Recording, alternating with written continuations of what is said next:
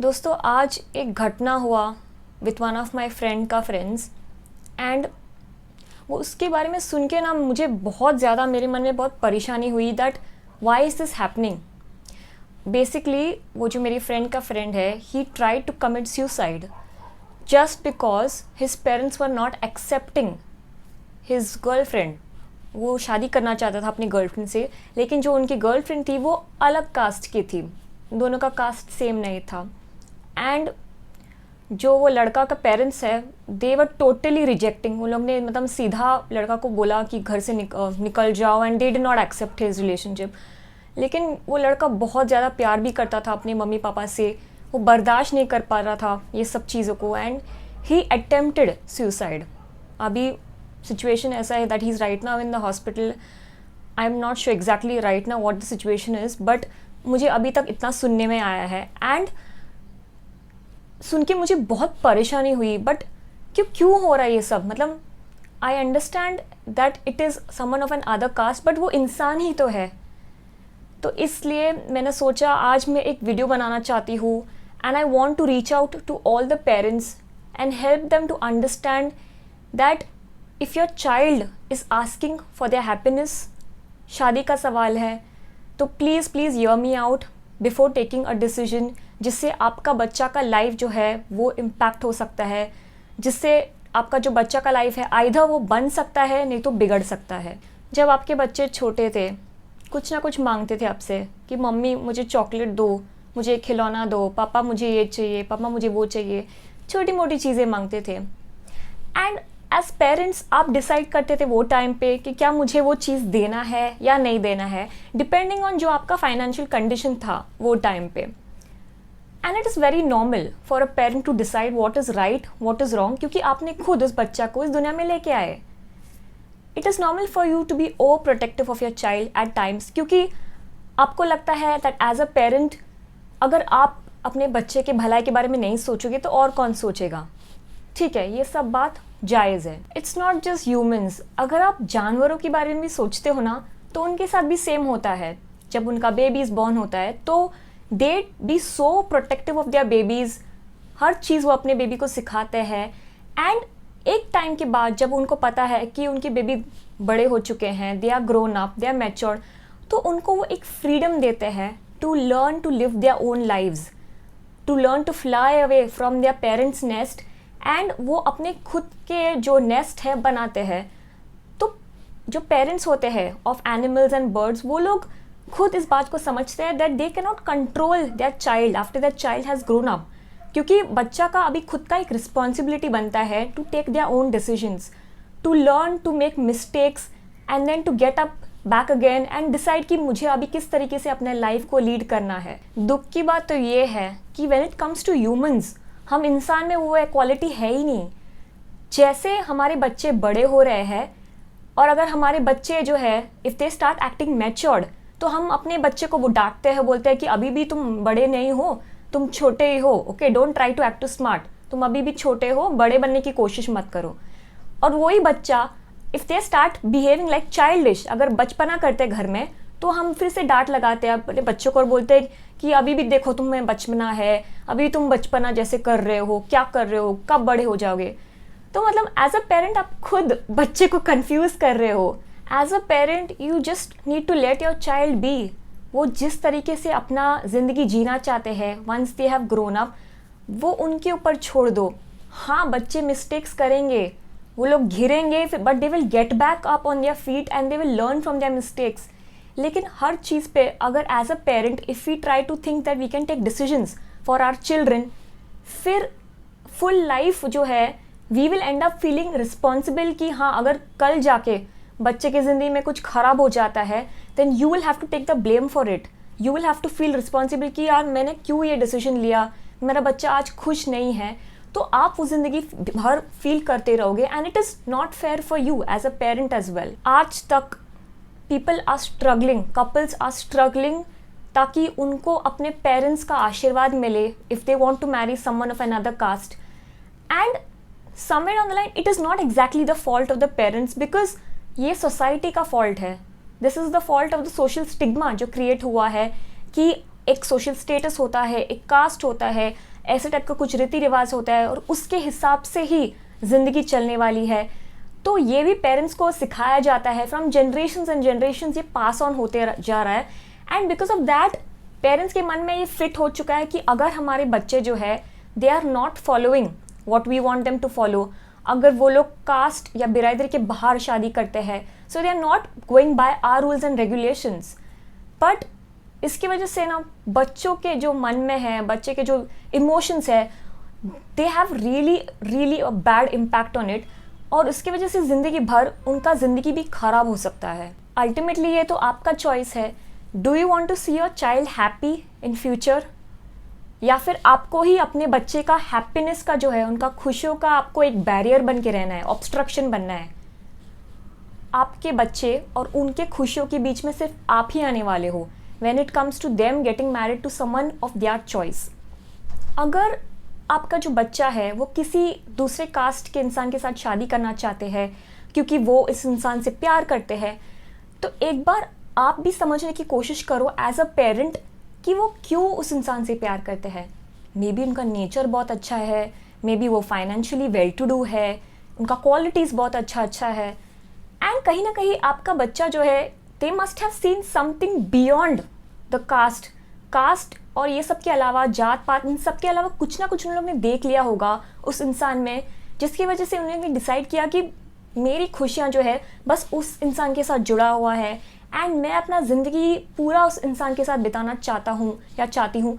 तो बस एक बार आप ये जानने की कोशिश करो कि क्यों हमारे बच्चे ने उस इंसान को चूज़ कर लिया to be their life partner. शायद आपके मन में बहुत डर होगा कि पता नहीं सोसाइटी क्या बोलेंगे, लोग क्या बोलेंगे, बिरादरी में हमारा नाम खराब हो जाएगा, मतलब नाक कट जाएगी हमारी, पता नहीं क्या होगा, कैसे होगा। आप जो सोच रहे हो ना वो सिर्फ एक टाइम तक रहेगा। लोगों का काम है कहना, लोग तो बोलेंगे। अगर आपके बच्चे ने कास्ट में ही शादी किया या कास्ट के बाहर शादी किया, कुछ भी सिचुएशन हो, लोग तो कहेंगे ही कहेंगे, बट सिर्फ एक टाइम के लिए कहेंगे। उस टाइम के बाद क्या, जब भी आपका बच्चा जो है अगर वो खुश नहीं है, अगर आपने ज़ोर ज़बरदस्ती से किसी और इंसान के साथ शादी करवाया जिससे वो प्यार नहीं करते हैं, फोर्सफुली, जस्ट बिकॉज आपका जो परिवार का नाम है और वो सब रेप्यूटेशन वो बरकरार रहे, अगर आपने ऐसा कुछ डिसीजन लिया तो एक बार बस सोचो। लोग तो बोलेंगे कि ठीक है, बहुत अच्छा है, अच्छा कर दिया एज अ पेरेंट, लेकिन उस टाइम के बाद क्या होगा, आपके बच्चे की ज़िंदगी का क्या होने वाला है। अगर आपने अपने बच्चे को आज सपोर्ट किया in their decision to marry the person of their choice, अगर आपने उनको अपना आशीर्वाद दिया, अगर आपने उनका साथ खड़े रहे, और अगर आप सोच समझ के बस उनको वो प्यार दे रहे हो as a parent that you should always be giving, तो एज अ पेरेंट आप जो एक गिफ्ट देने वाले हो अपने बच्चे को is basically a life time of happiness. ज़िंदगी भर की खुशियाँ आप अपने बच्चे के कदमों पे रख रहे हो। प्लीज़ इस बात को समझने की कोशिश करो दैट अभी your child has grown up, वो बड़े हो चुके हैं, मैच्योर हो चुके हैं, अपने खुद के रिस्पॉन्सिबिलिटीज़, खुद के डिसीजंस ले सकते हैं। And as a parent right now, instead of pulling them down, उनको नीचे मत खींचो, उनको उड़ने दो। उनका पूरा ज़िंदगी बाकी है, पूरा ज़िंदगी आगे का बचा हुआ बाकी है। तो as a parent please be with them in this moment, क्योंकि अगर आप उनके साथ खड़े नहीं होते हो ये टाइम पे, अगर आप दो प्रेमियों को सेपरेट करते हो जस्ट बिकॉज आपको लगता है सोसाइटी का डर है, रीति रिवाज ये वो, अपना कल्चर ये वो, अगर आप ये सोच के दो प्रेमियों को अलग कर रहे हो, you are doing a very very wrong thing. एंड कहीं ना कहीं आपकी लाइफ में आगे जाके आपको इस बात का बहुत बहुत पछतावा होने वाला है। जब शादी की बात आती है तो as a parent I know आपके मन में बहुत सारा कंसर्न्स होगा, क्योंकि आप तो ऐसे ही सोचते हो ना कि इतना मतलब नाजुक तरीके से मैंने अपने बच्चे को पाला पोसा, इतना बड़ा कर दिया, अब पता नहीं वो किसके घर में जाके सेटल होने वाले हैं, किसके साथ सेटल होने वाले हैं, उनका आगे का कैसा ज़िंदगी निकलने वाला है।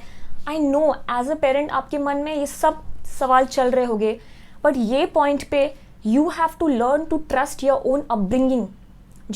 जिस तरीके से आपने अपने बच्चे को रेज किया है, हाँ, 1 मिनट के लिए जो आपका मन में जो जो चीज़ें हैं इन टर्म्स ऑफ कास्ट और ये सबको साइड में रखो एंड जस्ट फोकस कि आपने किस तरीके से अपने बच्चे को रेज किया है in terms of values, in terms of being a good human being. एक अच्छे इंसान होने के नाते आपने किस तरीके से अपने बच्चे को रेज किया है, तो उस पर अगर आप फोकस करोगे then you will try to understand why आपके बच्चे ने बस उस इंसान को चूज़ कर लिया है, regardless of the caste and creed, क्यों उस इंसान को चूज़ कर लिया है, and you will be able to support them better. So I'm requesting you all parents that अगर आपके children आते हैं telling you that they want to marry someone who is not of the same caste or creed because they love that person, then don't reject them. उनको अपना आशीर्वाद दे दो, support them, and ज़ोर ज़बरदस्ती से आप ऐसा मत सोचो कि आप उनको सेपरेट करके किसी और के साथ शादी करोगे, किसी और इंसान के साथ अगर आप शादी करवाओगे फिर आपके बच्चे जो है वो भूल जाएंगे, they will not be able to forget their love. आप सोच रहे होगे हाँ भूल जाएंगे वो लोग, शादी करेंगे ज़बरदस्ती किसी और इंसान के साथ और वो लोग भूल जाएंगे, नहीं भूलेंगे वो लोग, बस उनका ज़िंदगी बर्बाद हो जाएगा, आपके बच्चे का ज़िंदगी बर्बाद हो जाएगा, जिस इंसान से वो प्यार करते हैं उनका ज़िंदगी बर्बाद हो जाएगा, और जो तीसरा इंसान है मतलब जिसके साथ आप फोर्सफुली शादी करवा रहे हो अपने बच्चे की, वो इंसान का भी ज़िंदगी बर्बाद हो जाएगा। मतलब 3 लोगों का ज़िंदगी बर्बाद हो रहा है इसमें। So don't do that, it's a humble request to all the parents. शादी कोई मजाक नहीं है, कोई गुड्डा गुड्डी का खेल नहीं है, इट्स नॉट अ जोक, ज़िंदगी भर का एक फ़ैसला है। एंड एज पेरेंट्स आपको अपने बच्चे पर ट्रस्ट करना चाहिए, वो जिसको भी चूज़ कर रहे हैं, जिससे भी उनको प्यार हो रहा है, you have to trust your child का चॉइस। शायद आपके मन में डर भी होगा कि पता नहीं अपना बच्चा जो है वो किस तरीके से अडेप्ट करने वाला है into a different society, into different culture, अलग रीति रिवाज होंगे वहाँ पे, किस तरीके से वो अडेप्ट होने वाला है। But I am telling you, trust me, आज का जो जनरेशन है वो पूरी तरीके से बदल चुका है। People and young people are willing to adapt, मतलब वो लोग दिल से रेडी है to experiment, to adapt into a different culture. So you should just allow them to be, allow them to learn and experiment and experience, take the experience of life, क्योंकि ultimately वो उनका life है। देखो, as parents आपने उनको इस world में लेके आए, you have brought them in this world, and इस point पे अगर आप उनके साथ खड़े नहीं होते हो तो कोई उनके साथ खड़ा नहीं होगा। बस एक चीज़ याद रखना, इस बार आपका जो बच्चा है वो कोई खिलौना या कोई चॉकलेट नहीं मांग रहा आपसे, इस बार वो अपनी ज़िंदगी भर की खुशियाँ मांग रहे हैं। तो क्या आप एज अ पेरेंट अपने बच्चे का पूरी ज़िंदगी भर का खुशियाँ दे सकते हो, ये आपके ऊपर डिपेंड करता है। दोस्तों, मैंने पहले भी इस टॉपिक के ऊपर बात की है अबाउट इंटरकास्ट मैरिज, जहाँ पे कुछ लोगों ने मुझसे सवाल पूछा कि हम अपने पेरेंट्स को कन्विंस कैसे करें फॉर इंटरकास्ट मैरिज, क्या करें, डर है मन में, क्या हमें घर छोड़ के भागना चाहिए वगैरह वगैरह। तो अगर आपने वो वीडियो अभी तक नहीं देखा है तो डेफिनेटली चेकआउट करना, वो वीडियो का लिंक मैं डिस्क्रिप्शन बॉक्स में डाल दूंगी। तो ये वीडियो को लाइक करना, शेयर करना, कमेंट करना। अगर आप चैनल पे नए हो और ऐसी और सारी वीडियोस देखना चाहते हो तो चैनल को सब्सक्राइब भी ज़रूर करना।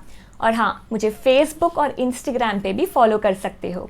ओके देन, मिलते हैं बहुत जल्दी एक नए एपिसोड के साथ। Till then, bye.